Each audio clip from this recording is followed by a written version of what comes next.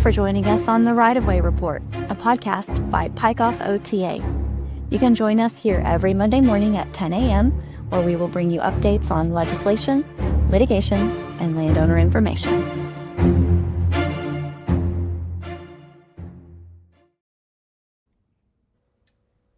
Good morning, Kelly. Good morning. My goodness, How are it's you? Monday again. Here we go. It's Monday, March 2nd. I don't know how that happened, but we are now in the third month of the year and the flowers are up. I got my seed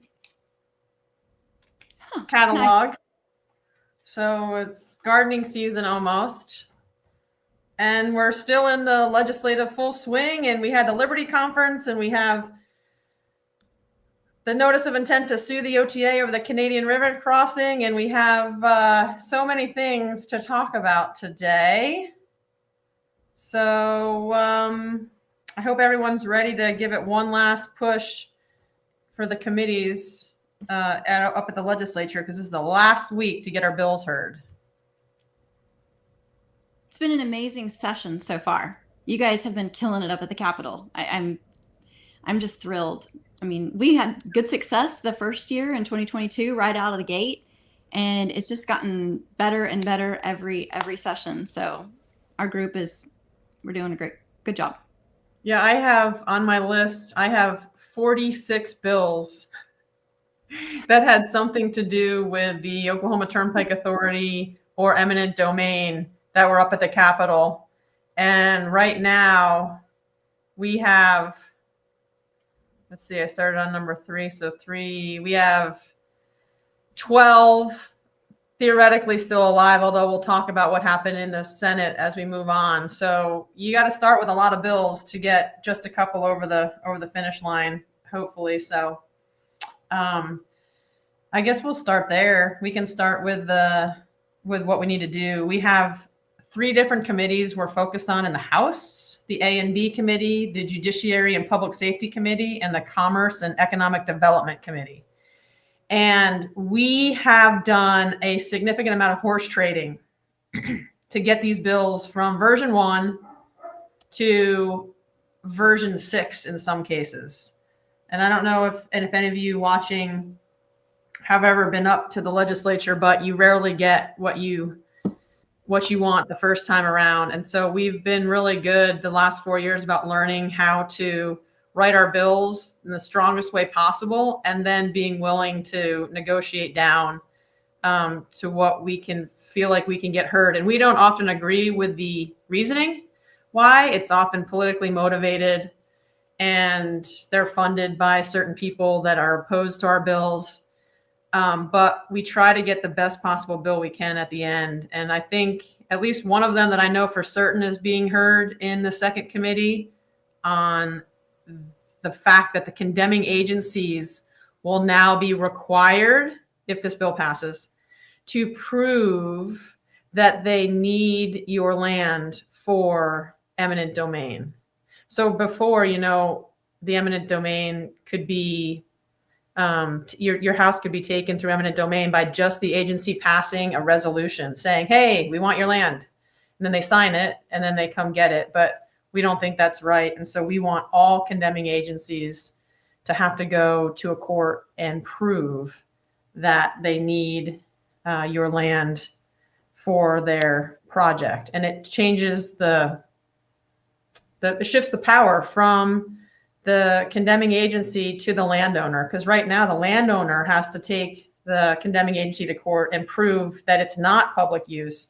But now we're making it so the condemning agency has to go to court and prove that it is for public use. So they have to bring things like transportation or traffic counts, which the OTA doesn't do. And they have to bring things like impact studies, which the OTA doesn't do, and revenue studies, which they pencil whip. And so there's lots of things that we think can be good for this bill. And I honestly can't believe it's getting to the second committee. So hopefully it gets out of the second committee. I'm going to common sense legislation. It's common sense. Yeah, but that's the stuff that doesn't pass. I know. But this is just one of those glimpses into where we may be heading. This is exactly why we need to continue to support some of these people that are in office right now, and try to continue to get more people like them into office and get some of these, the old guard needs to change over. And we've got some momentum. We got to keep it going. We really, really, really need people to run for office and all of that. So I'll talk a little bit about that later, though, when I talk about the Liberty Conference. I'm getting ahead of myself. Sorry. Oh yeah. I think it's just amazing when you talk to some people. We were in a really contentious meetings 2 or 3 years ago up at the legislature, where everything was like, we were getting yelled at and we were told that we were too combative, and that we were getting thrown out of people's offices for being completely professional. They don't like to hear, a lot of them don't like to hear facts. And this year I have been in so many good meetings where people are asking my opinion, like, hey, do you think this language would work? I know you're not going to get everything you want, but we really like your idea. We just need to make this agency happy. And I go, okay, well, I don't agree with having to make that agency happy, but I'm okay with this kind of language. So it's a completely different vibe up there, which is great. I mean, there are still some people that are running for higher office that are not, I don't even know how they got elected, to be honest with you, because they don't have 2 brain cells and they're so rude and disrespectful. But hopefully the people show up at the polls and vote them down come this summer. But we'll talk about the good stuff right now. So we have 3 bills trying to get into this House Judiciary and Public Safety Oversight meeting, and it's held on Thursday. So we have until Wednesday to get our bills on. We know we have 1 already. And if you subscribe to my Substack, you can I made it easy for you. You can just copy and paste these emails and dump them into an email, and then just send an email. And the bills that we want you to hear, want to be heard. Oops, wrong one. Can you see these? Okay. There we go. I can see them. I can take us off, though, if that's better. Oh, no, you're good. We know that House Bill 3453 will be heard. So we were on the 6th version of this bill. We got it down to 3 aspects that we want the burden of proof to always remain with the condemning authority, that a boilerplate resolution of necessity is not conclusive, and allowing attorney fee recovery for prevailing landowners, so ordinary citizens can realistically take the agency to court, and it kind of shuts down unnecessary takings. We think that that's a really good bill. So that's already being heard, so you don't have to worry about that one, except to email and say, hey, we support this bill. And then there's 2 other ones that are House Bill 3767. That's by Mentz and Standridge, and that strengthens the landowner's Bill of Rights by giving people the information up front, ensuring that the condemning agency must negotiate in good faith and can't become an adversarial opponent in terms of lowballing in the beginning. It improves transparency and fairness. And honestly, it's common sense. It doesn't stop eminent domain, but it makes it better for the homeowner.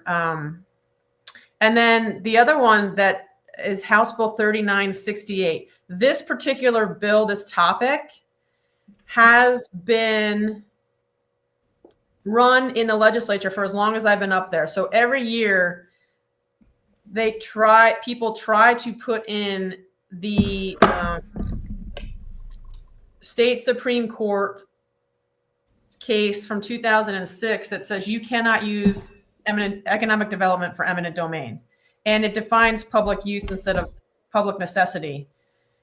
I have no idea why this has never passed, besides the fact that it was never a single topic bill. So this year we worked with the Institute of Justice to make this a single topic bill. And all we're doing is changing public necessity to public use and saying specifically that you cannot use economic development as the reason for a taking for eminent domain.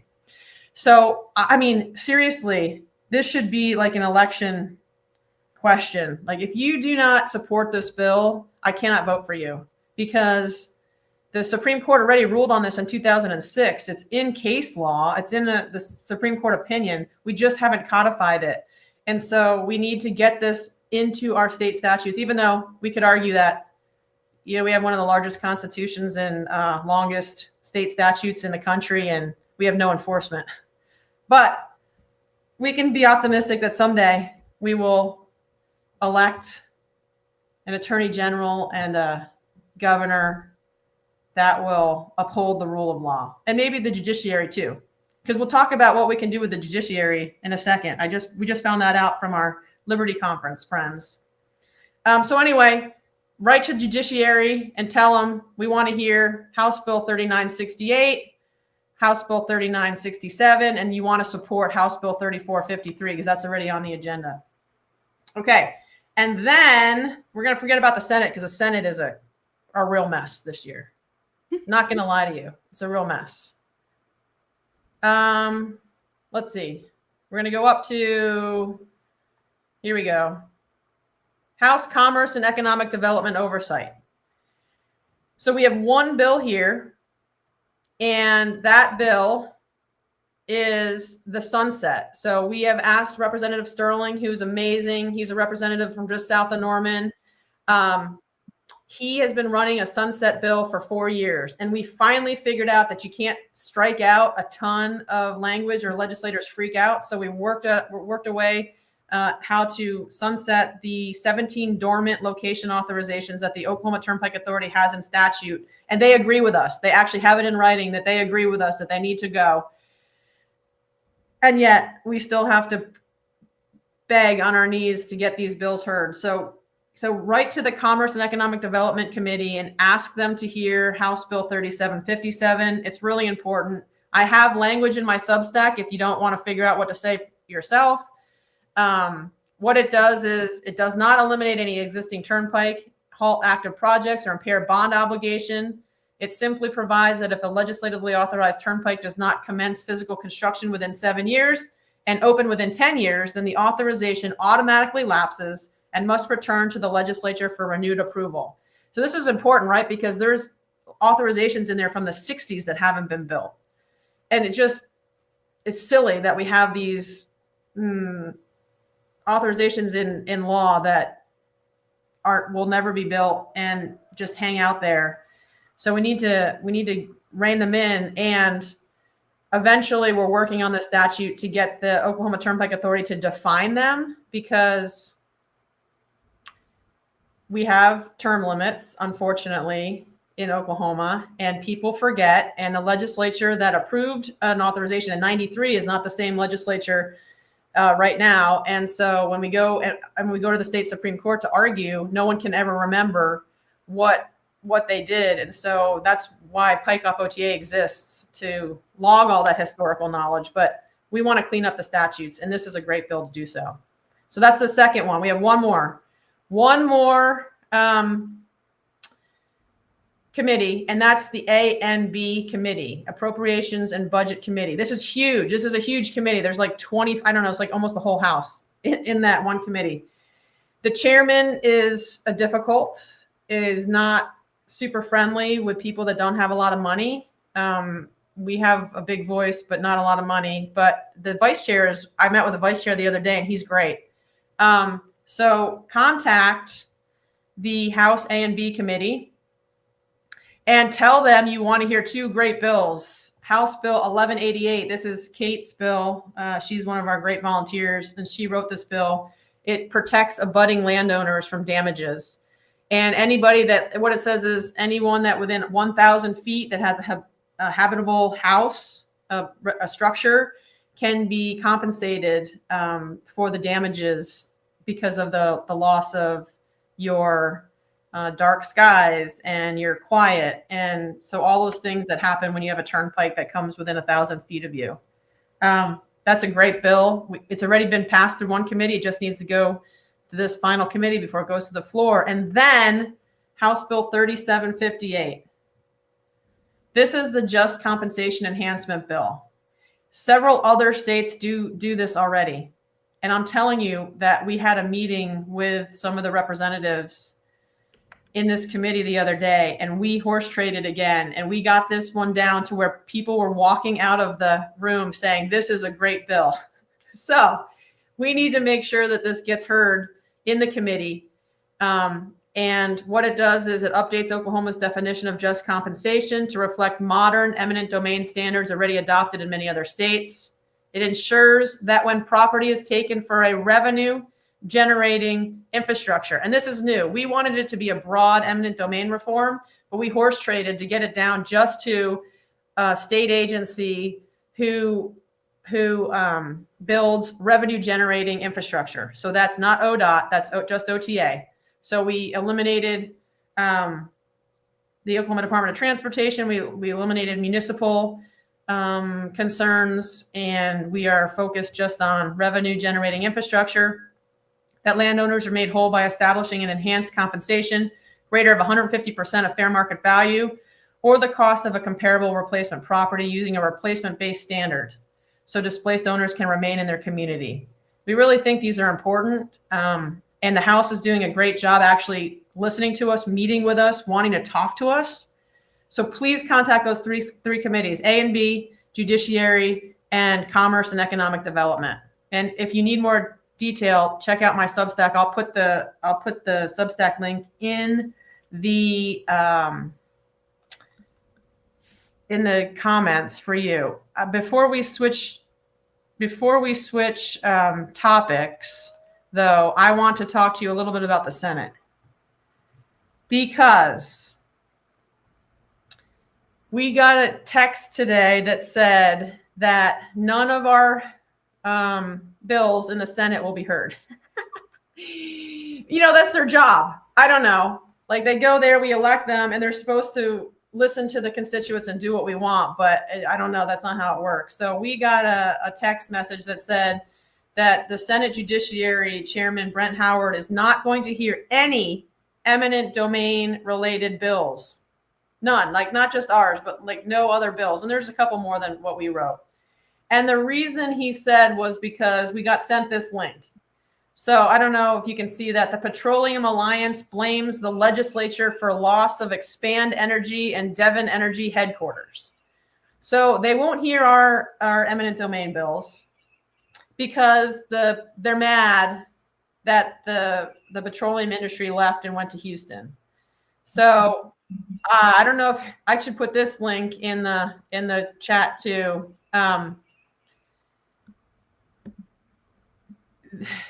I get really angry when they give me reasons like this, because they're blaming the oil and gas industry is blaming the legislature for increasing their taxes and things like that. And that's why they ended up leaving. But, you should be able to, if your people that elect you want you to work on a problem, you probably should listen and at least discuss it.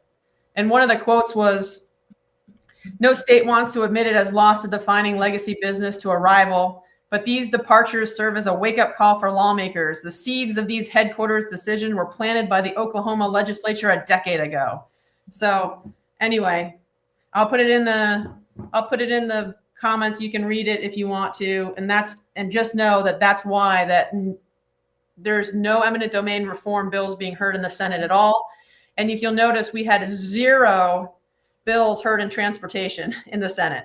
Like, we requested meetings, we sent emails, we went up there, we got chased out of the department or the committee chair, the transportation chair's office. So I don't know. We need to speak at the ballot box a little harder, because some of these people are just ridiculous. The whole point is to hear bills and talk about them, not to just block you and not do anything. So that's my report on the legislature. We're still alive in the House. So do us a favor and do yourself a favor, do the state of Oklahoma a favor, and contact your legislature in those committees and tell them you want to hear them.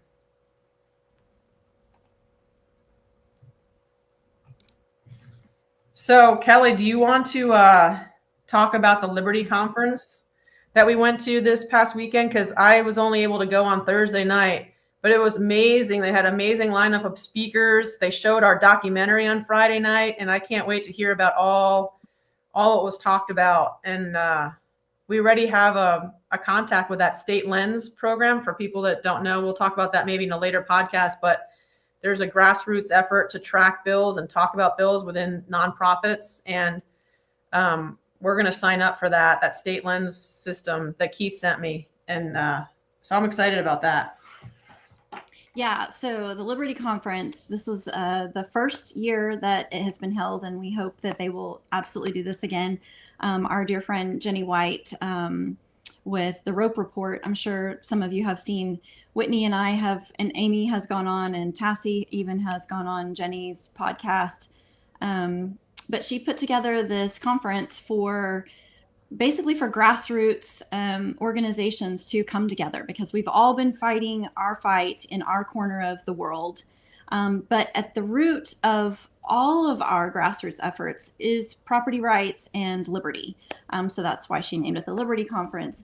And we feel very strongly that if we can get all of our groups together to start supporting each other and kind of form a little bit of a coalition, then we're going to be, our voices are going to be that much stronger when we're trying to move forward with getting, different people into office or encouraging new people to run. And, we really need to beef up our efforts in numbers across the state so that we are a little bit more influential, and our legislators will pay more attention to us instead of looking over our bills like Amy just explained with the Senate and not hearing our stuff in committee. So anyway, so we had this conference and it was great. It was a Thursday night icebreaker. Friday, we had a lineup of some amazing speakers. And then Saturday, they had a panel of 6 of our lawmakers. Jim Shaw was one of them. Kendall Sacchieri was one. Shane Jett was there. I'm trying to remember some of the others off the top of my head. I'm drawing a blank. But anyway, it was fantastic. We got to ask a lot of really good questions. One question that came up was, how do we, I think it was Amy, how do we get a Supreme Court justice recalled? I didn't even know that was a thing, but apparently the legislature can impeach, or they can pull a Supreme Court justice out of office if the people rise up and say, we want this done. Now, I'm sure that would not happen very easily, but it is an option, something I didn't know about. Trying to remember some of the other fun things that we talked about. There was a guy from the media who came and gave us some really great tips on how to get our story into the media and how to make our stories more effective and more powerful. So that was great. Trying to remember some of the other things we talked about. Overall, it was fantastic to come together with all these like-minded people and know that we're not alone. And the documentary, we screened the documentary on Friday night, and I'm happy to report that the majority of the attendees stuck around and watched the documentary. They didn't get up and leave, even though it was late. Friday was a long day. It started at like 8:30 in the morning, and our documentary didn't even start until 7:30, and we were there until about 10 o'clock, and people stuck it out the whole time. So it was really great. And there was a lot of, interaction in the, during the movie. People were cheering, and, people were sad. And I mean, just people stayed afterwards and talked with some of us that were still there. And, even now people are still just shocked. And these are people who are squarely on our side, and they hadn't seen the documentary yet. They didn't know very much about our story, even though they do support us. And it just really hammered it home for them. And this was also interesting to me, was that there were people there that are supporting us and are on our side, but they even were unclear as to how the OTA's financial structure works and some of that. So we're doing a good job getting our message out, but we can definitely do better. So anyway, huge thanks to Jenny for putting on the Liberty Conference. I can't wait to see what next year holds, because I am hooked. This was incredible. There is one lady that I would love to get parents. If you have children who are in elementary, middle school, high school, there is an organization out there that can get your kids more involved in government at this young age. And it counts as a high school credit course.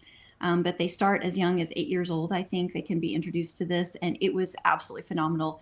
Amy, we're gonna have to get it on your Substack, and we'll have to get it up on the Pike Off page, because I think this is a great opportunity. It's kind of like the OIL that the Oklahoma Intercollegiate Legislative, I can't remember exactly what that stands for, but my son is in college and he participated in it through his school.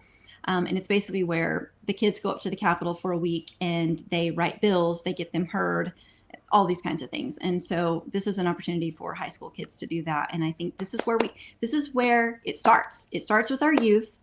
We need to educate them. I know all of the Pike Off parents are already doing a great job of showing their kids, leading by example of how we step up and we take on things that feel big, but we tackle big problems. And this is how we do it. We have to do it with our laws. So anyway, huge thanks to Jenny for putting together the Liberty Conference, because it was incredible. And I can't wait for next year. Yeah, I'm hoping next year to put it on a day that I can attend. I had like 8 soccer games and 2 basketball games. Oh my! And then I had to train. I was up at Stillwater all day on Friday for work. So, yeah, I got 3 texts unsolicited from people in our group that said, "Thank you so much for Pike Off and ORT for sending us, because we learned so much." And they all said a little bit different things, what they got out of it. So it was neat. I really wanted to meet some of the people, and I think we're going to set up some follow-up discussions. And I heard that Jenny recorded a lot of it, so hopefully we can watch it again. So we can go back and watch it. If you were an attendee, you can go back and watch it. I think that's what they were saying, which is good, because I wasn't able to make it to the first half of that second day, but I know there was some amazing speakers, and that's probably why you got different feedback from each of us, because we tried to make sure we had overlap. So somebody at least was there for morning and afternoon and whatnot. So yeah, it's going to be great. I can't wait for next year. And this was the first year, and it was already a huge success. So I can't wait to see what happens next year. Yeah, that's great. So it was so neat to see on Thursday night all the different nonprofits and groups. Some of them weren't official nonprofits that were working for the same goal, right? Transparency in government and accountability in government, but with different topics. Yep. So someone was fighting a solar farm. They had spun up for that, and another group was fighting the data centers, and another group, us, were fighting the turnpikes. But we're all fighting for private property rights, pretty much. And there was the homeschool contingent, right, was there, and some election integrity people were there. So it was a pretty neat group of people. Yes, as a matter of fact. So Carmen Greider gave a presentation on how to dig into campaign finance. And I would love to have Carmen come on our podcast sometime and do a tutorial for us. I've actually been playing around with the idea of hosting a separate, Amy, I haven't run this by you just yet, so maybe cut this if we don't do this. But I think we need to do a series called Down the Rabbit Hole. And I would love to have several different topics. I'd love to walk people through how to look up land records, and how to look up the state statutes, and how to look up business entities and why that's important, and several other things. I think knowledge is power, and we need lots of that. We need to be educating our citizens so that they do not feel as helpless in the situation. And I think that's kind of the first step. So we'll have to chat about that some other time. But anyway, so we need to get Carmen on so that she can show everyone how to look up campaign finances. And I think that would be really helpful for talking with our legislators right now. One of the things that came to mind while I was listening to her talk was several of the legislators that I've called up there that are on committees, and we're trying to get our bills heard. And they're like, well, where do you live? And I'm like, well, I live in Norman. Well, you're not in their constituency. You're not in their district. Okay, well, one, they're on a committee. Therefore, they represent everybody in the state on that committee. Number two, do they accept campaign funds from outside of their district? So my thing is, if you're taking money that speaks to you and influences your decisions from outside of your district? Why will you not take my words from outside of your district? So if they can stand firm and say, no, I don't accept any campaign contributions from outside my district, okay, fine. Then you don't have to listen to me. But if you do, then I think you should have to listen to what I say. I agree. And so I put in the chat, Carmen Greider, I met her back in 2022 when she came to the gubernatorial candidate Sherwood's talk in remember in Norman. Mm-hmm. He was the doctor, the naturopath that came, and he invited Pike Off OTA to speak. And I met her when she was running for House District up there. I don't forget which one. And she's like us. She just data. So I put her website in our chat. You got to check this out because we don't like the state Supreme Court justices, and she has done a deep dive on them. But look at what she's done for some of the top guns in the House of Representatives. She's put up their ethics reports, and then she says, this is what Kelly was just talking about, in district versus all other. So all other contributions, this guy, Chris Kennedy, he's in the House. He got 97%. Did you know that he just like 3 or 4 days ago announced that he's running for Attorney General? Because this is scary, guys.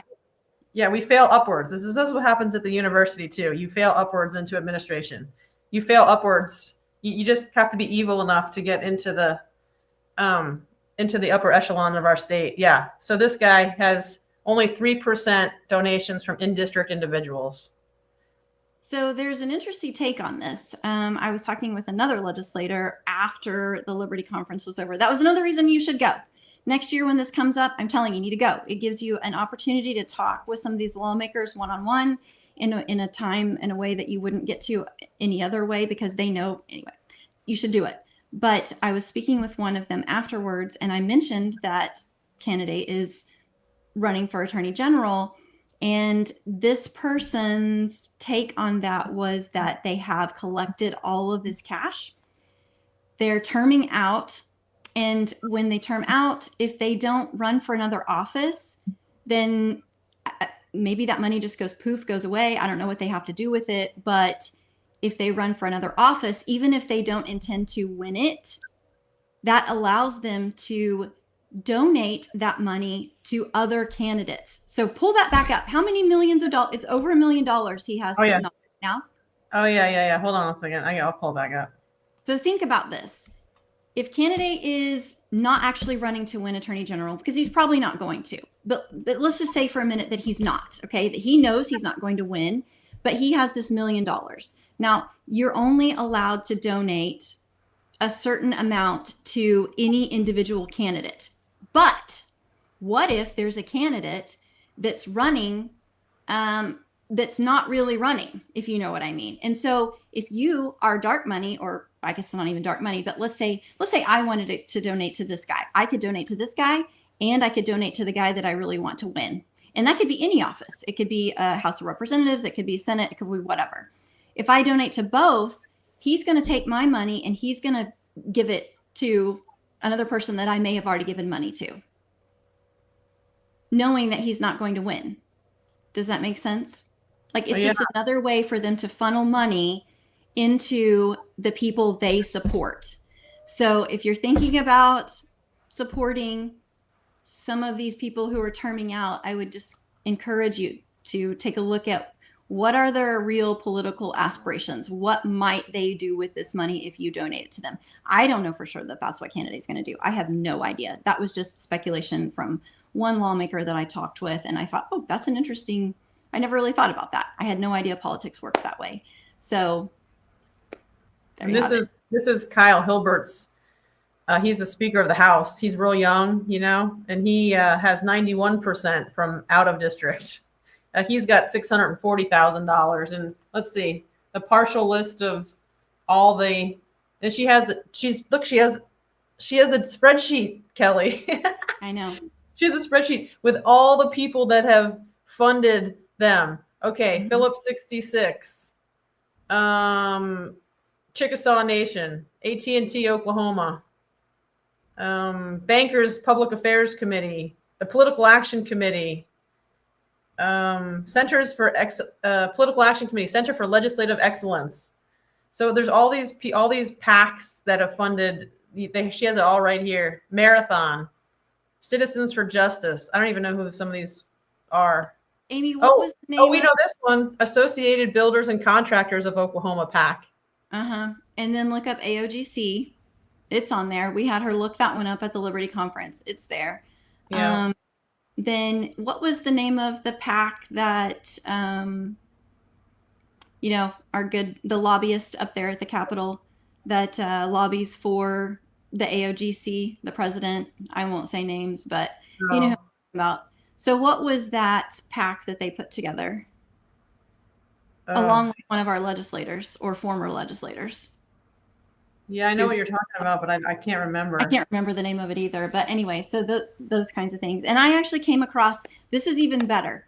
I came across a new PAC that was formed in 2024 by one of the people on our radar. And guess who the authorized agent for, or the registered agent for this new PAC is?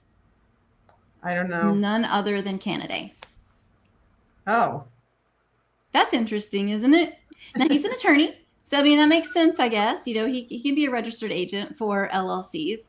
But this one is very suspect. So all the more reason, Amy, I think we should do this down the rabbit hole, maybe a webinar series or something where we educate the viewers on how to do their own open source intelligence searching. So, because I know there's people out there just like me that want to connect these dots and put it together. And man, we could have a heyday. If we can get more people doing this, we can sit around together and go, this is connected, that's connected. And that just gives us more information that we can share with our legislators. And it puts them on notice that we know their games. Yeah. And then we just need an enforcement arm. Yeah. to not just be like, bad, you can't do that, bad. Okay. No, like actually, what is the penalty for doing bad things? That's what I want to know. What is the penalty? I mean, first things first. I don't know. Speaking of what's the penalty and who's going to prosecute, let's talk about the audit for just a minute. When the audit does finally come out, okay, hopefully soon, but when it does finally come out, so we know that the Attorney General is supposed to represent the Turnpike Authority. So let's just say for a minute that the audit does find wrongdoing. And there's something that needs to be prosecuted. I'm not saying there is. I'm just saying what if. This is a what if scenario. If the Attorney General is supposed that is their client. So is there a conflict of interest for the Attorney General to then prosecute because that is their client? Yeah, by statute, you mean they're because they're a state agency, you mean, or because in statute it says that he's supposed to represent them in all bond sales? Well, it's everything, because I mean, for them to use outside counsel, they have to get approval from the Attorney General to use outside counsel for anything, whether it is, condemnation proceedings or, employment issues. So if somebody's suing them for, wrongful termination or something like that, they have to get approval from the Attorney General's office to use outside counsel. So if the Attorney General is their official legal counsel, then is there a conflict of interest for him to prosecute if there are criminal charges that could be filed?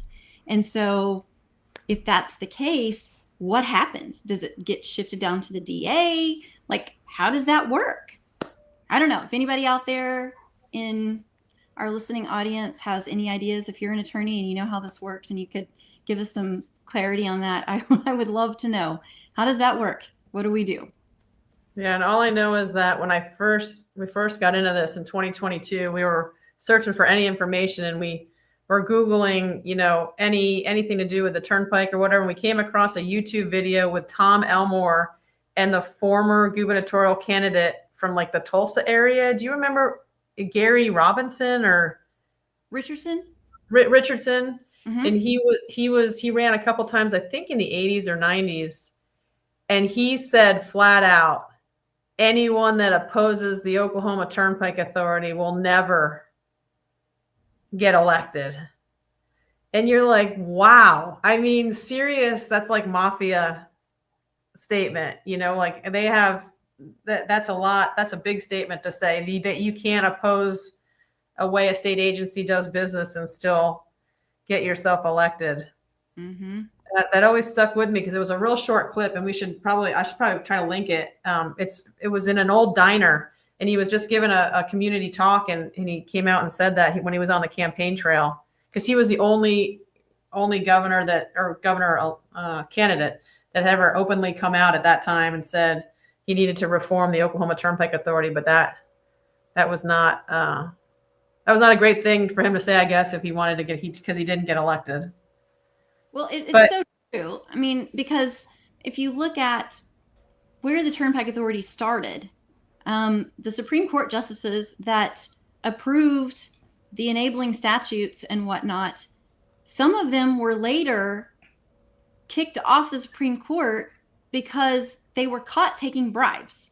Not necessarily for the Turnpike stuff, but if they were taking bribes for other things, they were probably taking bribes for this. And actually, I'm trying to remember what book it was. It was on the Supreme Court justices, and actually the Turnpike issue did come up. And I probably shouldn't even talk about it because I'm going to misquote it. But if I remember correctly, they said that there was some meeting up in Tulsa, and it was, okay, you guys are going to pass this. Oh no, that was the Bellman. That was the Bellman book. Okay. That was autobiography from Bellman, and it did say they were on a golf course, and there was a petitioner like us, the petition. We don't want this turnpike. We have a problem with it.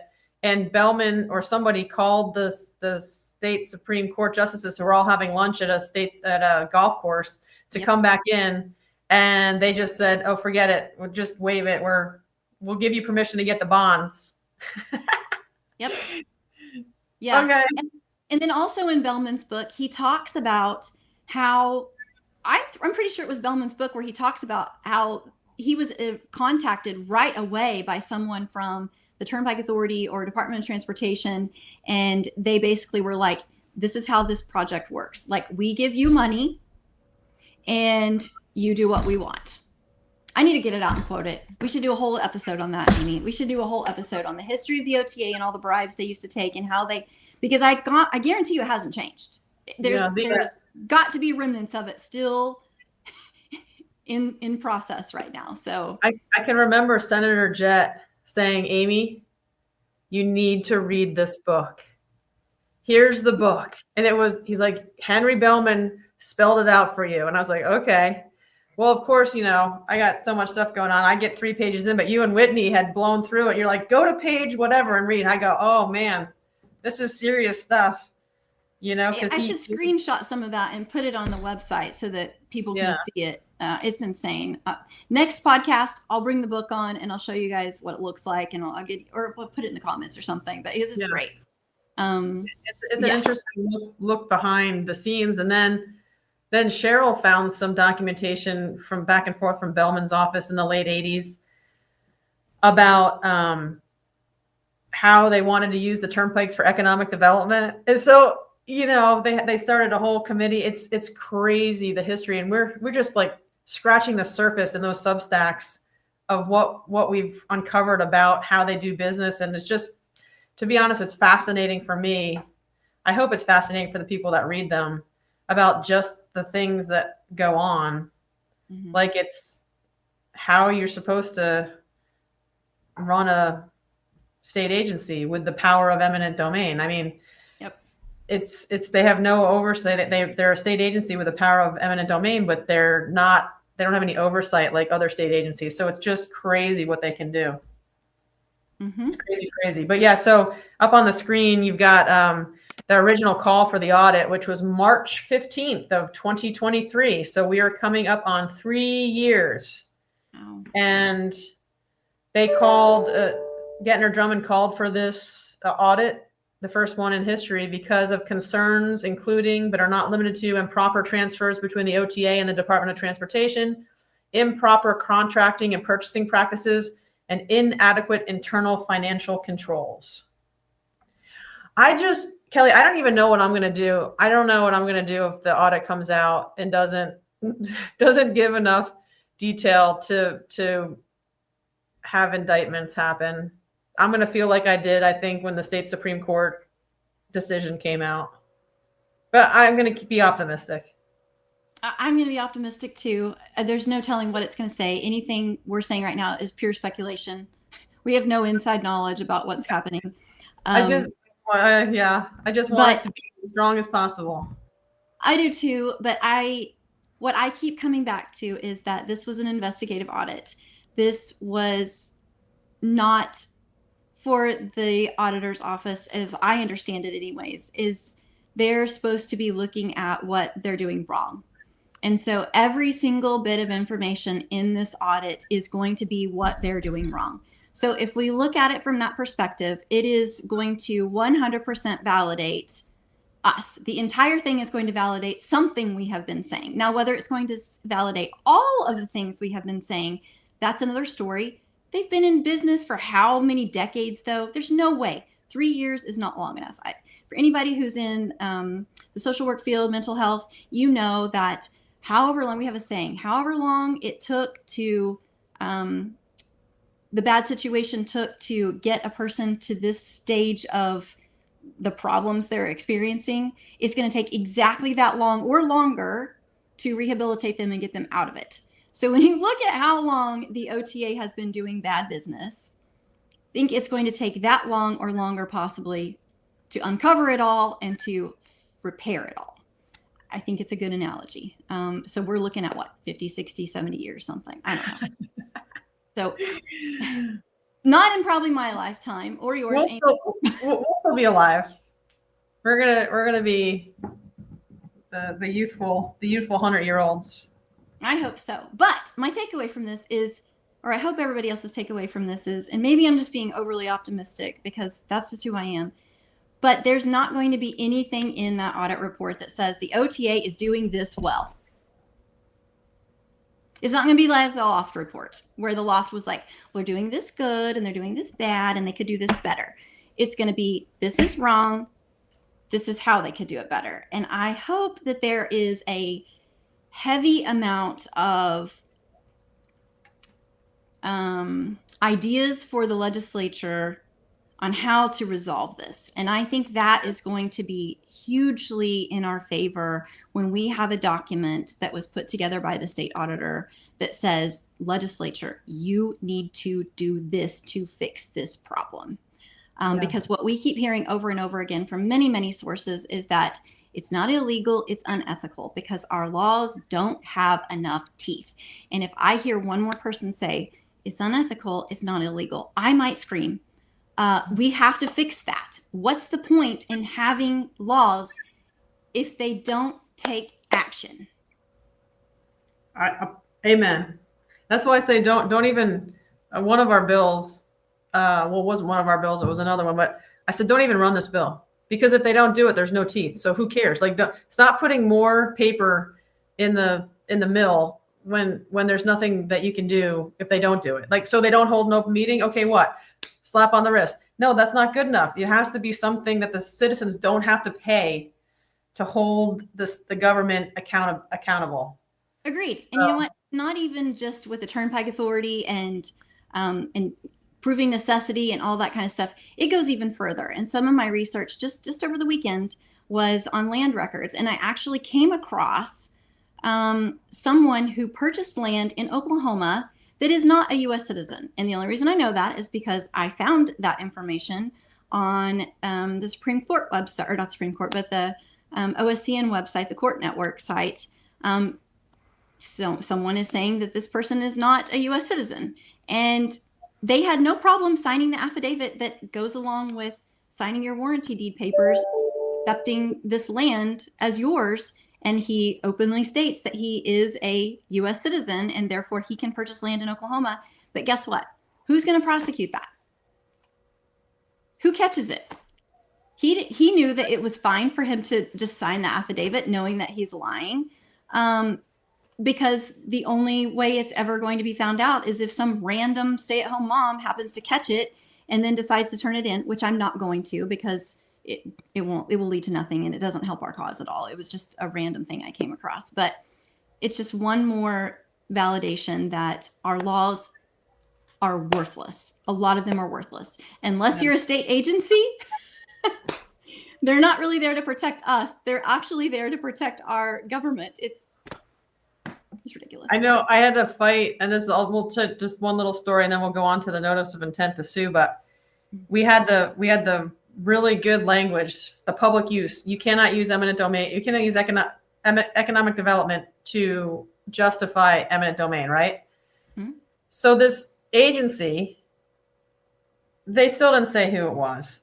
The lawyers on the committee wanted to change it, and they put 5 restrictions on the citizen in the bill. They wanted to put 5. I'm like, no. We do not. I said, don't run the bill. Just kill it. I'm not. If you can't hear it just with, you cannot. If you can't run it with the 2006 Muskogee County Commissioners versus Lowry opinion from the state Supreme Court that says you have to prove it has to be for public use, and you can't use economic development for eminent domain. If you can't just keep it at that, and you have to put all these other things that makes it, the landowner has to do this within 30 days. They have to go to this district court. They have to do this. The more restrictions hurt the landowner, the citizen. They don't hurt the agency. Yep. And so I hated to do it, but I've had to do it for 4 years. Just kill the bill. I don't even want to run it. And that's they're like, part of well, their strategy. They know that they can come in and they can water things down so much that then we have to kill it. And I hope that our supporters understand. I hope people that are watching us and watching what we're doing don't look at this and go, you guys get good bills together and then you just kill them. There's a reason for it, because it has to be a solid bill. It can't have unintended consequences. And that's really tricky. And it takes a lot of eyes looking over this stuff to make sure that we're not missing anything. And it makes me really nervous sometimes, because I'm like, anytime we propose a bill, there's a good chance that it could be manipulated before it gets all the way through, and it could actually help the OTA versus hurt the OTA, or it could hurt the landowner in ways that we don't know. All the more reason, anytime we see them not pushing back, we're like, all right, what's going on here? Exactly. But anyway, go ahead. So that's that. But we wanted to end with some updates for you. Remember, we told you we prepared a notice of intent to sue, and we are suing. I'm going to open it on my computer too, so I can read it. We are suing several of the federal agencies surrounding the Oklahoma Turnpike. Authorities want to build a 7,000-foot 6-lane bridge across the South Canadian River. And they don't have to get a permit, because they pencil whip some engineering calculations to say that they will not be affecting the ordinary high water mark of the river, which means that they don't think they're going to be in the river channel. And if you want a better explanation of that, I'm going to link my Substack that I talked about this way long ago, like a year and a half ago. And Kelly made some great graphics, and you can check it out. But okay, common sense says you can't build a 7,000-foot long bridge without impacting the river that moves and has moved 1.5 miles across the channel, the Sandy Channel, for the last 65 years. I have to get a permit to build a bathroom or to update a bathroom in my house. You don't have to get a permit to build a 7,000-foot long bridge across the South Canadian River with 3 known endangered species surrounding it and multiple environmental concerns. There's just no way. So again, because our state law doesn't have a lot of teeth, we had to go to the federal law and sue them. And this is going to cost an enormous amount of money. We were hoping that they would get in touch with us, because the notice of intent to sue says we're going to sue you if you don't fix it. Well, they haven't even contacted us. They haven't talked about it in their board meeting that we can tell. They haven't put out anything. They haven't tried to remediate any problems that we have addressed in our letter. And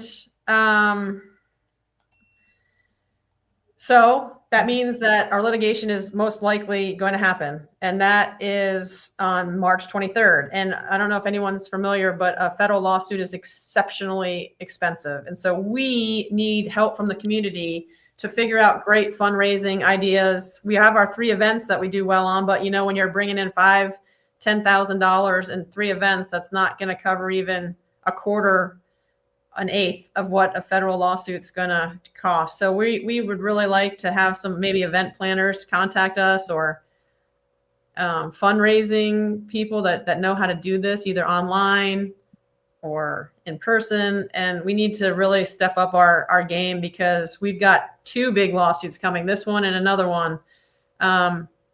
And while we hope we can get an injunction with this, our ultimate goal is obviously to stop the project. But if we can stop the Oklahoma Turnpike Authority for good, that would be even better. And so we are committed. Pike-Off OTA is committed. We just need community help to get this funded. Yeah, we're going to need a lot of community help. We have hired an exceptional attorney, and exceptional attorneys are very expensive. This attorney is with a very prominent firm down in Dallas. They have the attorney that we have hired. I wish I should probably pull up his statistics and his bio, just so that people can understand the gravity that this has. Has like 25 plus years of experience in litigating federal cases just like this, environmental law, regulatory law. He has just such an extensive history and knowledge of this sort of thing, and he has a major track record of success. So we have the best of the best. And I will just tell you,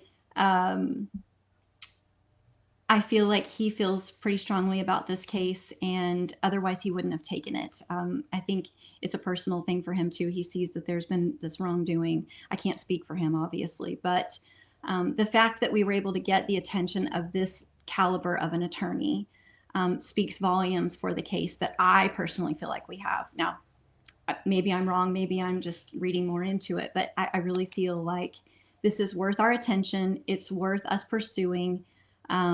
Not just, I don't know. I'm having trouble finding the words for it because I don't want to say.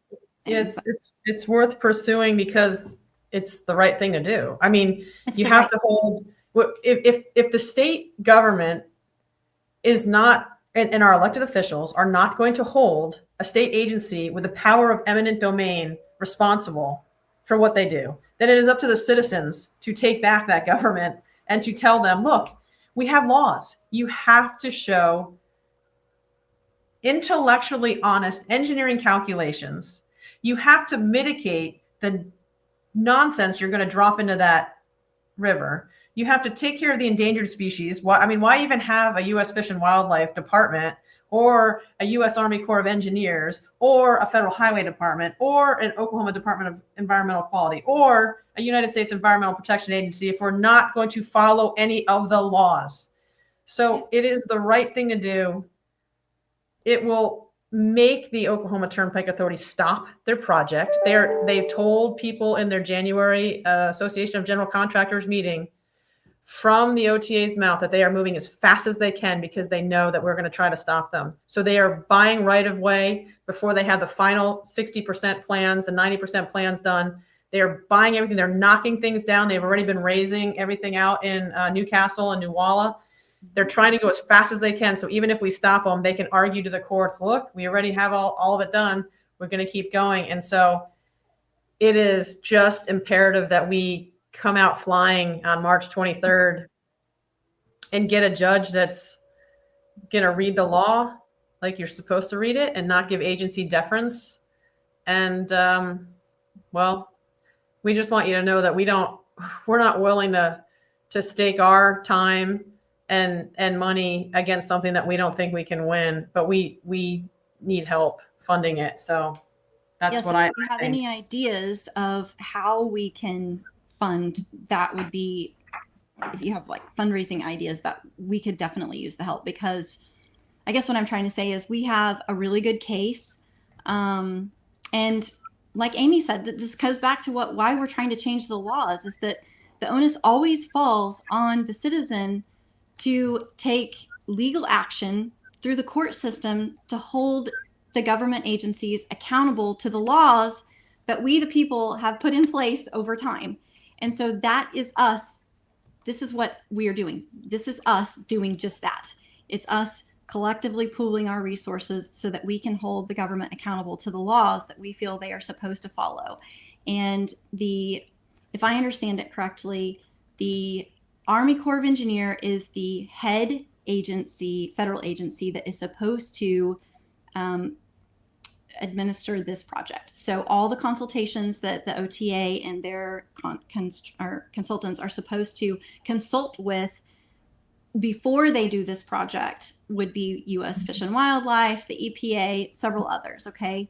But the Army Corps has delegated their duties to Garver, which is a sub of the OTA. And they are now responsible for acting on behalf of one of our federal agencies, being the Army Corps of Engineer. I personally don't see how that's even a thing. That doesn't seem logical to me, especially when you take into consideration that Garver stands to financially gain from this project moving forward. Of course, they're going to be biased in their reporting and their consulting with U.S. Fish and Wildlife, or at least I would assume that it's possible. And anywhere there is the perception of a conflict of interest, correct me if I'm wrong, but I think you're not supposed to engage in that type of behavior or business relationship, if you will, if there's even a hint or a perception of a conflict of interest. But yet here we go with that. So I'm trying to pull up. It might take me a minute. Amy, I'm gonna let you take it for just a second while I try to pull something up for everybody to look at. Okay, I'm gonna put in the comments the Substack that talks about OTA dodges federal permits by artificially restraining Canadian River between bridge piers. So I'm an engineer. I'm a geotechnical engineer, but a civil engineer, and we take water resources classes and we teach water resources classes. And I read some of the documentation going back and forth between the Oklahoma Turnpike Authority and the U.S. Army Corps of Engineers. And I was like, oh my gosh. I mean, we do not teach our students that, and that is not how things are supposed to work. And the fact that the U.S. Army Corps of Engineers just went, okay, we believe you, and didn't ask them any questions to prove their point was insane. So I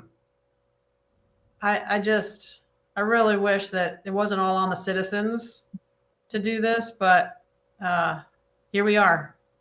Yep. So, okay, I've got this pulled up now. So hopefully you guys can see this on the screen.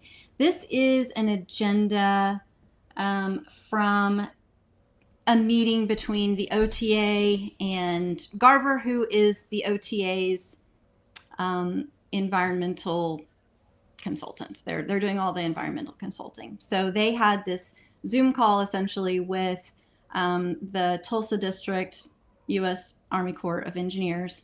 And look what it says down here. This was back in April of 2024. It says estimated timeline for AJDs. AJDs would be limited to features that are more clearly not jurisdictional, which would be ponds, ephemeral streams. Wetland AJDs are getting elevated to the EPA headquarters and taking significant time to complete. The Army Corps can move forward without AJDs, and here's where it's incredibly important right here. It's preferable to circumvent AJDs for wetlands if possible. And so right there you have it in their own words. They're trying to get around regulations. And I don't know how much more clear we will have to make it to the OTA that this is unacceptable. This is what we want them to fix. You and I wouldn't be able to circumvent AJDs, and they shouldn't be able to either. And the only avenue for holding them to doing what they're supposed to do is us filing a lawsuit. Now, we've given them notice. We haven't filed it yet, and we hope we don't have to.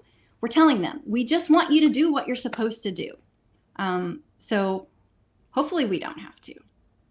Please come talk to us. That's what we want. We can avoid all of this nonsense. We can save everybody money by just doing what you're supposed to do. We have to do what we're supposed to do. You have to do what you're supposed to do. And I also don't see the point in our tax dollars going to the Army Corps, who then shifts their obligations and their duties to a private entity. What's the point? Why are our tax dollars going to the Army Corps if they're just going to take their duties and shift it to a private agency? I don't understand. Well, it's kind of like back in 2022 when I tried to find out all the violations on the OTA on their environmental violations through the Oklahoma Department of Environmental Quality. And I went up there and I was digging through all the boxes, missing paperwork, all this stuff. And so the U.S. Environmental Protection Agency ceded all of their power to the Oklahoma Department of Environmental Quality. And then I think it was the Attorney General at the time or something, was Scott Pruitt. Who was he? Scott Pruitt was the Attorney General at the time, or he was the EPA guy? He was head of the EPA. And then this is what's interesting. So Scott Pruitt was head of the EPA, and then he appointed Albert Kelly, also known as Kel Kelly, who was a former OTA board member, as head of the Superfund sites. Yeah. So then those guys told the Oklahoma Department of Environmental Quality that you can't violate another state agency. In other words, you can give them a violation for doing the wrong thing, but you can't fine them. So there's no, again, accountability. So what? You get a violation. Oh, you're not doing what you're supposed to do. What are you going to do about it? They're not going to get fined. So there was never any fines. The Oklahoma Turnpike Authority was found dumping raw sewage into the Pawnee River. They had to get sued by the Indian Nation. But the state just said, oh, well, too bad, too sad, fix it. And so this is the problem. Like, we have all these laws, but no one is actually doing anything. There's no accountability. So they just keep doing it. But I was having a conversation, and I feel like our government is like this, because I sit around and watch a lot of basketball with my kids. And basketball has rules, and you're supposed to call fouls. But if you've ever watched a recent basketball game, it's like the WWE. Like, no one calls fouls anymore. So you let this little kid slap this kid in midcourt, right? And you let him go. And then the next time he comes down, they slaps him harder. And then the next time he comes down, he tackles him. No fouls. And then it turns out to an all-out brawl because there's no accountability. But the referee doesn't like that kid, so he calls a foul on that kid. And he likes that kid, so he doesn't call the offensive charge. It's like government. If government likes you, like the OTA, they never call any fouls on them. And the government doesn't like us. And the government is funding that referee's salary. Exactly. It's like, it's so frustrating. The bias is unbelievable. Yeah. They definitely have favorites and non-favorites for sure. Yes. All of the proletariat, all of us are the non-favorites. Yes. There was one other thing I wanted to bring up. I'm going to see if I can figure out how to share my screen, maybe. Hold on. I should have done this a minute ago, but it just crossed my mind. Ick. No, that's not what I wanted. Share screen. Here we go.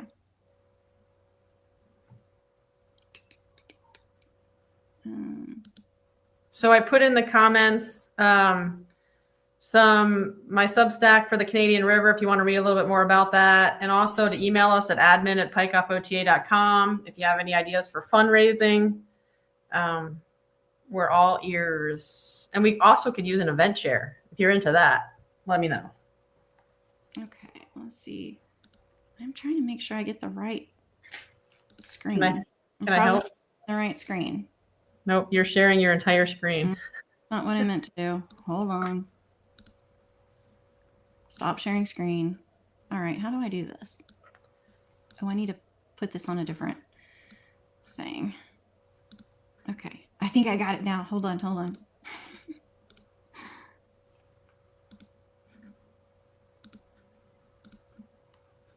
And we've got a couple weeks coming up, spring break and things that we're going to try to, instead of going live, we'll try to record beforehand, and so you'll have that information that you need when we're not around or in the car, not being able to live stream. All right. Okay. I'm going to make this bigger so that we can see this really well. Okay. So let's back up just a minute. Let's go to Oklahoma Turnpike Authority.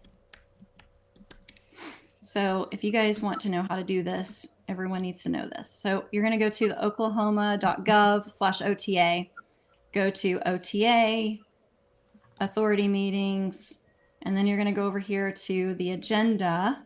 And the agenda is packed with lots of really good information.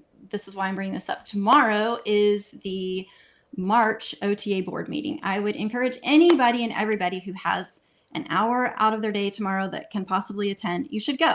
It's insightful. You will see the room is packed with engineers and construction companies, heads. You know, they're all there to rake in all of their dough.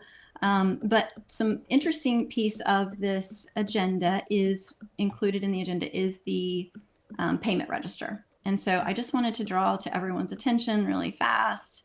If you come down halfway through, it looks like it starts on page 60 or so. You can see exactly who the OTA pays and how much they pay them. And there is some real interesting stuff in here. So let's go to the F's. We're going to go to First American, and I wish I'd have had more chance to look through these and show you for sure what this was. But look at, so First American Title Insurance Company, and it says East-West Connector 28603A, parcel number 7. And so it says PCL, that stands for parcel settlement. All right, look at this parcel settlement number. And this is on the East-West Connector. We know that the properties, so 28603 is the area that's kind of right there to the west of the interchange. So halfway between I-35 and where the bridge is going to start over the Canadian River. So west of I-35. $4.7 million. Now, the largest parcel along that stretch of road would be I'm just going to pull up the Access website really fast so that you guys can see this because I think it's important. So if we're on the Access website and we are looking, I'm just going to show you exactly where this is at. So 28603 is probably right in here. Oh, right, there you go. So scratch the numbers in the middle, 28 and then whatever number, and then 3 is always going to be this section right here. It started out as 28003, so just remember that. So it's going to be right in here. Now, if you're looking at that project, the largest landowner in this area would be probably whoever owns this property right here. So this stretch of road, potentially $4.7 million.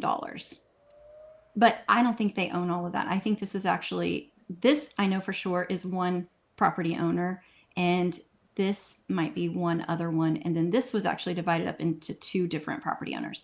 This parcel right here was 10 acres and it sold for $3 million. So now with that in mind, let's go back to this, and we know that 10 acres was $3 million for that one little parcel that has nothing on it. It's raw land. They only needed this part right here, okay? So what in the world, when you look at some of these others, look at this one. East-West Connector, parcel number 24, 28310B. So 28310B is going to be up here on the northern end of the East-West Connector because this is project number 10. These are homes. This is where somebody lives. And look at the difference. They're getting $255,000 for the place they lay their head at night. And then some guy who has, or some entity who has 10 acres of raw land that just happens to be zoned commercial is walking away with $3 million. How is that fair? Now, I don't know which parcel that is on the East-West Connector. I don't know if it's 10 acres that they took from them or 0.25 acres. I'm not sure, but it has a house on it. And that's just really troubling to me. And this is something that I think we need to be talking with our legislators. We need to be showing them these numbers. This is why we need more people digging into this information. I need help researching and plotting each one of these parcels so that we can show our lawmakers justice here and this inequality, because somebody who's losing their house is being paid pennies, literally pennies, that they probably cannot even afford to buy a comparable property with. And yet somebody who has raw land that's just taking that money and going to dump it into another investment is not going to disrupt their life whatsoever. And they have attorneys handling all their stuff. They're not doing any of this stuff on their own. They have attorneys doing all of their negotiating. And they're walking away with $3 million. It just seems so unbalanced. And that is exactly why our legislators need to take action. We need reform on this. It's glaringly obvious that it's not fair, and we need lots of change. So anyway, back to the agenda. If you guys can't make it to the meeting, you can go here, click on the agenda, and I believe somewhere right here on the front page, it will say watch online. So you can log on right there, click that link, and tomorrow we'll just go ahead and click it and see what happens. But it's probably going to show us. So it's going to look like this. And at some point, it'll just start live streaming, or you'll have to push play or something. I can't remember exactly what it does. But anyway, you should watch it. You can also replay it on that same link. Sometimes you have to go over to videos, and you'll have to pull up, the one, because this won't be active anymore. So you'll have to look over here. But just click on video and go there and just watch some of this stuff for yourself. You will be shocked at what you hear in these meetings. Again, would encourage anyone to show up if you can. They need to know that we're watching. They need to know that we're paying attention. And some of our legislators, including the chairman of the Senate Transportation Committee, has made it important to go to a lot of these meetings lately. He's been to at least 3 or 4 that I was in attendance of just over the past few months. Like, he's in their ear, they're in his ear, whatever. I don't know how you want to say that, but he needs to see that the people are there paying attention too. Because when I went and met with him, his words to me were, "I'm going to fact check you." And I'm like, go ahead, because I'm telling you what I know. And if I don't have the correct facts, it's because the OTA hasn't been transparent with what the facts are. So there's that. So anyway, so he needs to see that we're paying attention just as much as he's paying attention. And anyway, you should go. Everybody should go. Yeah, and if you have time, you got to look at those payment registries, because I look at a lot of data, and I noticed several weird things about the payment registries when I first started looking at them 4 years ago, and other people pointed out some other things that I've been following, and I don't know, just like do a deep dive and type in some of the agencies or the LLCs that are being paid and see if you can find them, and why do they give back so much tolls every month. Sometimes they're giving back $40,000, $100,000 worth of tolls every month to people, and it's all itemized. So if you're interested, it's a I guess a rabbit hole, like Kelly likes to say. You can definitely get sucked down and trying to find out where these millions and millions of dollars every month go. Yeah. So with that, I will show you one other thing that I've noticed here is, in the past, until this specific agenda came out, all of the agendas prior, the payment register was searchable. And so that is important, because if you were doing a Google search, we'll just throw one up here. I could say EWC-28003 and Oklahoma Turnpike. Let's just throw that in. And something is going to come up from the payment register. So, whatever. We'll go with this one. It's going to pull something up in here. Now, with this new agenda and this new payment register format that they are using, the vendor is non-searchable. Watch this. This is unbelievable.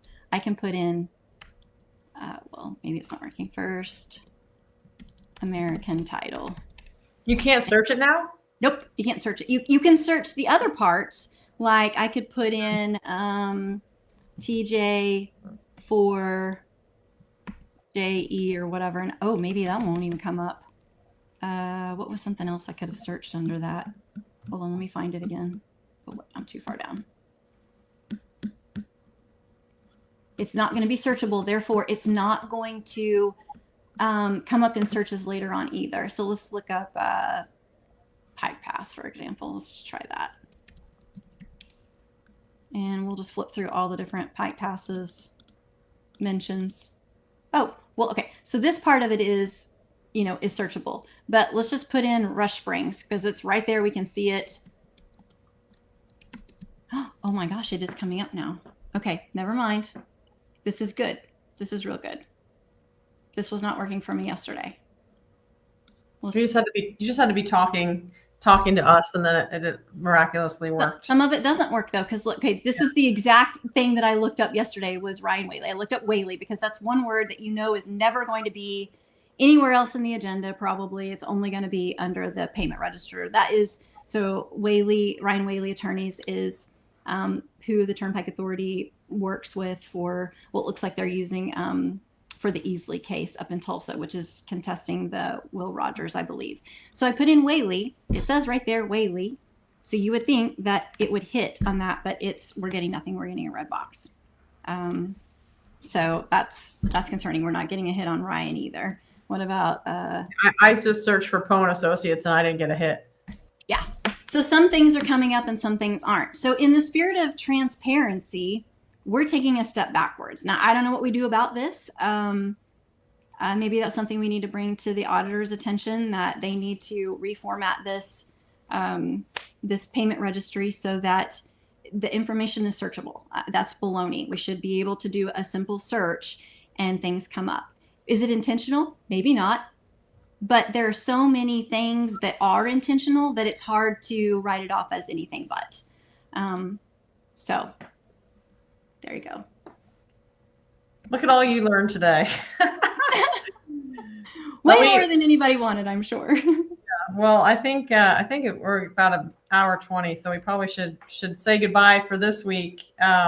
Yes. And we will see you soon. And we really need your help in the legislature. So please contact the House for those 3 committees, the A&B Committee, the Judiciary Committee and Public Safety, and the Commerce and Economic Development Committee. Check out my Substack. I'll give you all the words to say. We really need to support them, get them in a committee. Think about all those fundraising ideas, and we will see you next week. Now, also one thing I want to throw out is we've been discussing possibly moving our time from 10 a.m. to 11:30, because last week when we did the special anniversary special, it ran over really long. And part of the reason we probably had a lot of people pop on was because Dave and Michael Nash are incredible, and it was so fun to hear from them about the history. But also what we noticed as soon as we hit that 11:30 mark, our viewer numbers went significantly up. And I just have this feeling that that is a better time for people to listen. So we're talking about possibly moving to 11:30 slot. So if for some reason we're not here at 10 o'clock next week, that's why. Just stick around. We'll be around 11:30. We haven't decided yet. We're tossing it around. Maybe send us some feedback on that. So anyway, that's it. That's all I got. All right. Well, I hope everyone has a great week. I hope we're successful in the legislature this week, and we'll let you know for sure when we talk again.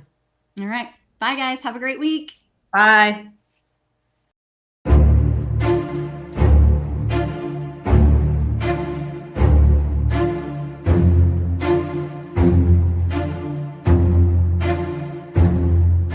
Thank you for joining us on the Right-of-Way Report, a podcast by Pike-Off OTA. You can join us here every Monday morning at 10 a.m., where we will bring you updates on legislation, litigation, and landowner information.